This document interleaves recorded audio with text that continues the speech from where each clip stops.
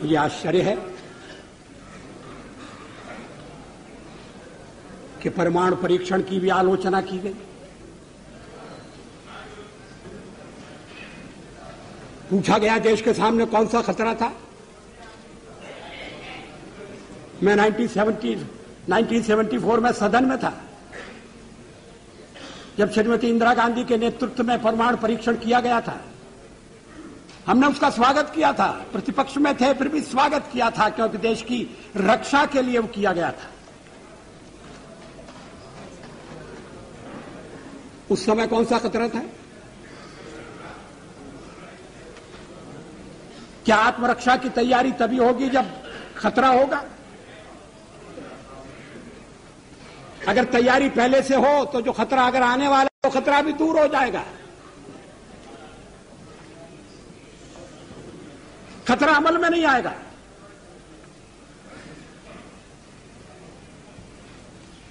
और इसीलिए हमने परमाणु परीक्षण करने का फैसला किया। हमारे कार्यक्रम का अंग है, उसमें लिखा हुआ है। कोई छुपी हुई बात नहीं थी, कोई रहस्य नहीं था।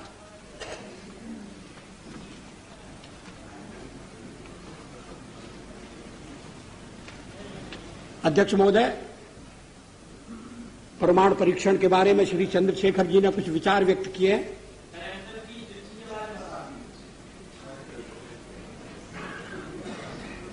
मुझे खेद है कि मैं उनके विचारों से सहमत नहीं हो सकता। उनके चिंतन की एक विशिष्ट धारा है।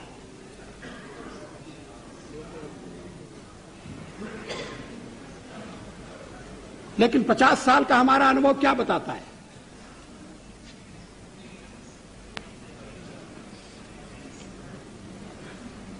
क्या रक्षा के मामले में हमें आत्मनिर्भर नहीं होना चाहिए?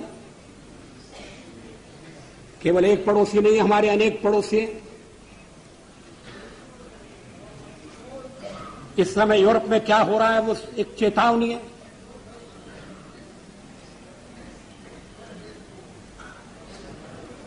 पोखरण 2 कोई आत्मश्लाघा के लिए नहीं था, कोई पुरुषार्थ के प्रकटीकरण के लिए नहीं था,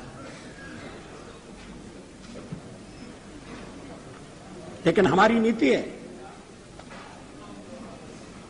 और मैं समझता हूं ये देश की नीति रही है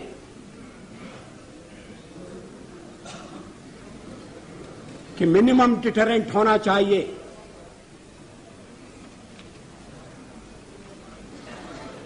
वो क्रेडिबल भी होना चाहिए।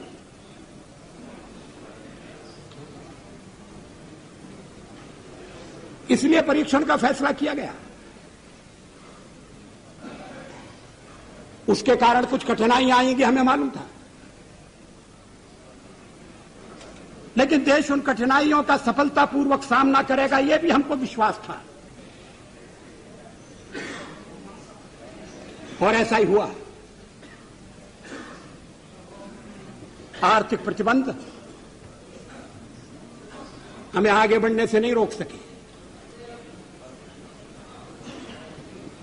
रक्षा संबंधी फैसले करने से हमें विरत नहीं कर सके।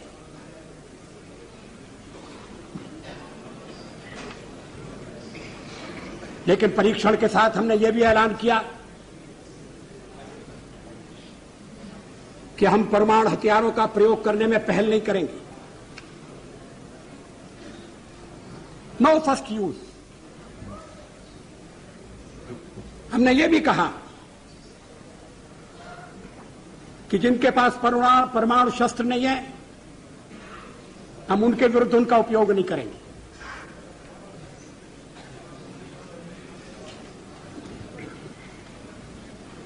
हमने परीक्षण बंद करने का भी ऐलान किया।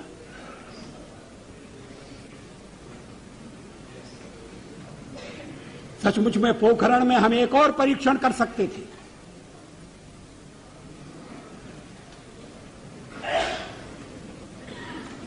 लेकिन जब हमें लगा कि वैज्ञानिक तकाजा पूरा हो गया है तो उस परीक्षण को हमने छोड़ दिया।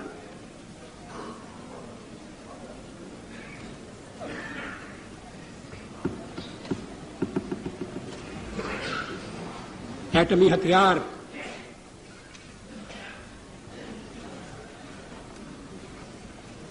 रक्षा के लिए भी हो सकते हैं।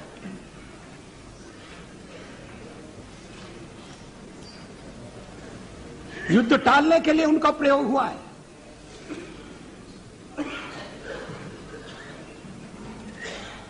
इतने वर्षों तक यूरोप में शांति रही, 2 शिविरों में बटे हुए विश्व में युद्ध नहीं हुआ। इसके मूल में कहीं न कहीं ये बात थी कि शक्ति संतुलन है और इसलिए एक दूसरे को छेड़ने से बाज आना चाहिए। डिटरेंट के पीछे यही परिकल्पना है। इस पर सारा सदन विचार करे,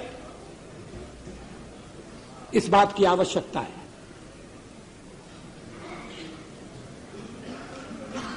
आलोचना तो अग्नि 2 की भी हुई है।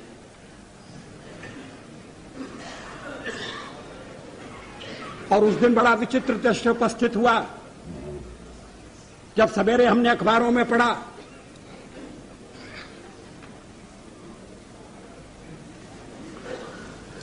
कि हमारे एक पुराने मित्र ने, हमारी एक पुरानी मित्र ने हमारे ऊपर दोषारोपण किया कि हम दबाव में आ गए हैं, इसलिए अग्नि 2 का परीक्षण रोक दिया गया है। और उसी समय परीक्षण हो चुका था और अग्निशिखा अपने गंतव्य की ओर दौड़ रही थी। अगर उस दिन हम परीक्षण न करते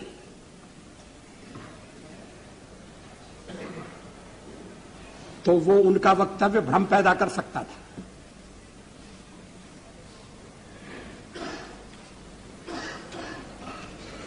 विदेशों में भी भ्रांति उत्पन्न कर सकता था। अध्यक्ष महोदय, 13 महीने के अपने कार्यकाल में कभी हमने अंतर्राष्ट्रीय दबाव में आकर कोई फैसला नहीं किया, न हम आगे करेंगे।